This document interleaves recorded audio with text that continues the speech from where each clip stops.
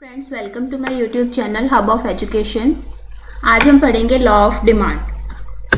Friends, law of demand हमें कहता है कि प्राइस और डिमांड का इन्वर्स रिलेशनशिप है। इन्वर्स रिलेशनशिप मतलब अगर किसी भी कमोडिटी की प्राइस डिक्रीज होगी तो उसकी डिमांड बढ़ेगी, और किसी भी कमोडिटी का अगर प्राइस इंक्रीज होता है तो उसकी डिमांड घटेगी। मतलब इन दोनों में इन्वर्स रिलेशनशिप है। The law of demand states that other factors being constant, price and quantity demanded of any goods or services are inversely related to each other. Friends, other factors हमने इसमें constant कहे हैं, तो other factors हमारे पास कौन से हुए? Consumer income, price of related goods. Related goods friends कौन से होते हैं? सब्सटीट्यूट गुड्स और complementary goods. Consumer taste, quantity demanded of a commodity. Friends, law of demand में हमने कहा है कि डिमांड को सिर्फ प्राइस ही इफेक्ट करेगी, और जो अदर फैक्टर्स हैं जैसे कंज्यूमर की इनकम हो गई, रिलेटेड गुड्स के प्राइस हो गए, टेस्ट और प्रेफरेंस है जो कंज्यूमर की, वो कांस्टेंट रहेगी, वो अनचेंज्ड रहेंगी। प्राइस ही सिर्फ डिमांड पे इफेक्ट डालेगा, उसको हम लॉ ऑफ डिमांड कहते हैं। नेक्स्ट है हमारे पास assumptions of law of demand. Friends, किसी भी लॉ को सही प्रूव करने के लिए उसमें हम कुछ ना कुछ एज्यूम करते हैं, ठीक है? तो इसकी अजम्पशंस देख लेते हैं। फर्स्ट है price of substitute goods. Substitute goods होते हैं, सब्स्टिट्यूट गुड्स फ्रेंड्स वो गुड्स होते हैं जो हम एक दूसरे की जगह पे यूज कर सकते हैं, जैसे T and coffee.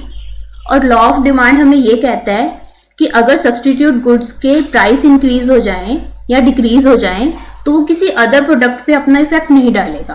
For example, अगर टी के प्राइस बढ़ जाते हैं तो कॉफी की डिमांड चेंज नहीं होगी, तो कॉफी की डिमांड नहीं बढ़ेगी।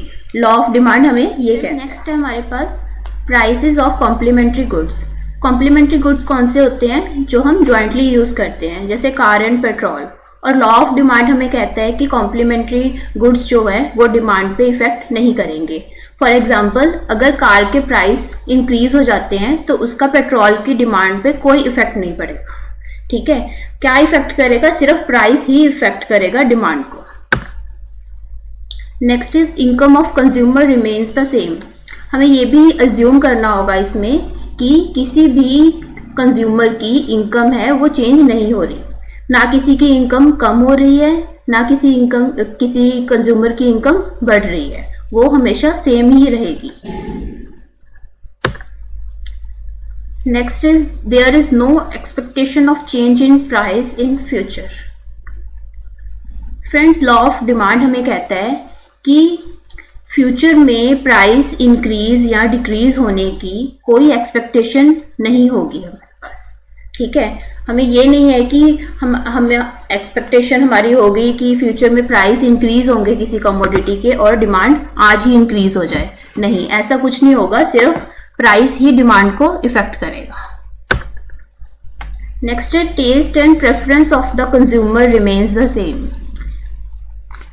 कंज्यूमर की टेस्ट और प्रेफरेंस चेंज नहीं होंगे। टेस्ट और प्रेफरेंस डिमांड को इफेक्ट नहीं करेंगे। ये भी क्या है? हमारी अजम्पशन। नेक्स्ट है size of population remain same. Population size same रहेगा, ना ही पॉपुलेशन इंक्रीज होगी ना ही डिक्रीज होगी। ये हमारा है assumption of demand, law of demand. Next है डिमांड शेड्यूल। डिमांड शेड्यूल क्या होता है friends? A demand schedule is a tabular representation of the law of demand. अगर हम लॉ ऑफ डिमांड को टेबल की फॉर्म में रिप्रेजेंट करते हैं तो उसको डिमांड शेड्यूल कहते हैं। तो फ्रेंड्स, अगर आपको एग्जाम में 2 मार्क्स का क्वेश्चन आता है कि डिमांड शेड्यूल को डिफाइन करो, तो आपने क्या करना है? सिंपल इसकी डेफिनेशन लिख देनी है और इसको टेबुलर फॉर्म में बना देना है, ठीक है फ्रेंड्स? डिमांड शेड्यूल क्या होती है? लॉ ऑफ डिमांड को जब हम टेबुलर फॉर्म में रिप्रेजेंट करते हैं उसको डिमांड शेड्यूल कहते हैं।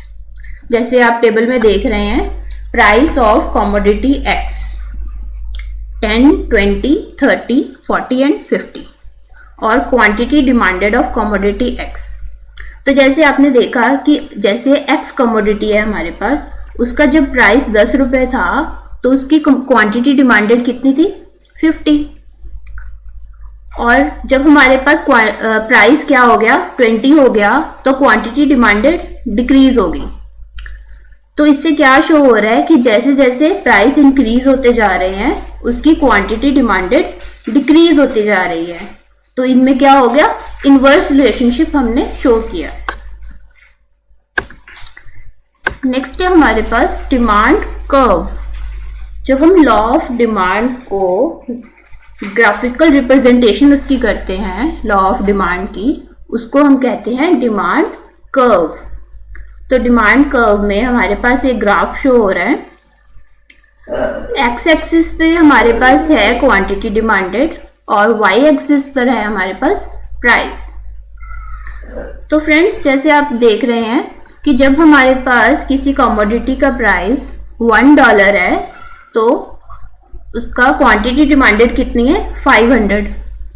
जैसे ही प्राइस $2 हो गए तो क्वांटिटी डिमांडेड कितनी हो गई? 400। और जैसे ही प्राइस $3 हुए तो उसकी क्वांटिटी डिमांडेड डिक्रीज होके 300 रह गई। तो इससे क्या शो हो रहा है कि जैसे जैसे प्राइस इंक्रीज हो रहे हैं किसी भी कमोडिटी के, तो उसकी डिमांड क्या हो रही है? डिक्रीज हो रही है। मतलब जैसे लॉ ऑफ डिमांड में हमने पढ़ा था कि प्राइस और डिमांड का इनवर्स रिलेशनशिप है। प्राइस जैसे जैसे बढ़ती जा रही है वैसे वैसे क्वांटिटी डिमांडेड डिक्रीज होती जा रही है। ठीक है फ्रेंड्स, ये था हमारा लॉ ऑफ डिमांड। आज हमने पढ़ा लॉ ऑफ डिमांड क्या होता है, उसकी अजम्पशंस क्या क्या है, डिमांड शेड्यूल क्या होता है और डिमांड कर्व क्या होता है। ठीक है फ्रेंड, अगर आपको कुछ इसमें ना समझ आया हो प्लीज आप कमेंट सेक्शन में लिखकर बता सकते हैं। और thanks for watching this video.